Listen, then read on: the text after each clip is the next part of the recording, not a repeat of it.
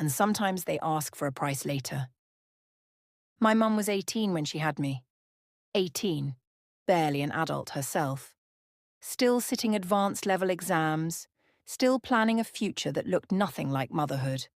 Her school notebooks were filled with neat handwriting and ambition, not baby names or feeding schedules.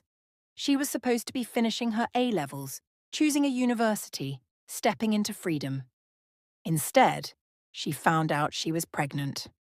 Despite her good grades, despite teachers who believed in her, she chose to take a gap year.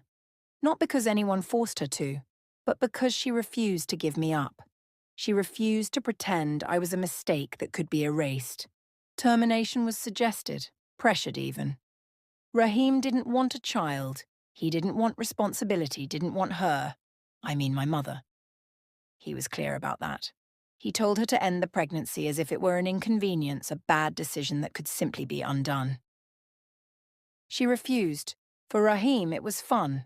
While it lasted, he'd moved on with his life, without his girlfriend, now my mother. It was pathetic to say the least. At 18, with her whole life stretching ahead of her, she chose me.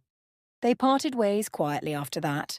No dramatic fight, no closure, just a clean break that wasn't clean at all. Raheem went to university and stepped fully into his future. One that didn't include nappies, sleepless nights, or a young woman learning motherhood while still growing up herself. And he never looked back. My mum stayed. She stayed through the exhaustion, through the fear, through the quiet moments when the weight of adulthood arrived too early and stayed too long. She learned to be a mother while still figuring out how to be a woman. Learned strength before she ever asked for it. And maybe that's why she felt more like a friend sometimes. Why the lines blurred. Why we grew up together. Because in many ways we did. My mum took the gap year. Not a pause born of indecision, but one carved out of necessity and love. She stepped away from classrooms and coursework and into sleepless nights, bottles warmed in the early hours, a life suddenly measured in feeds and naps instead of deadlines. But she wasn't alone. Her parents, my grandparents, closed ranks around her. They didn't shame her, didn't treat her pregnancy like a scandal to be survived. They became her scaffolding. Practical, steady, present.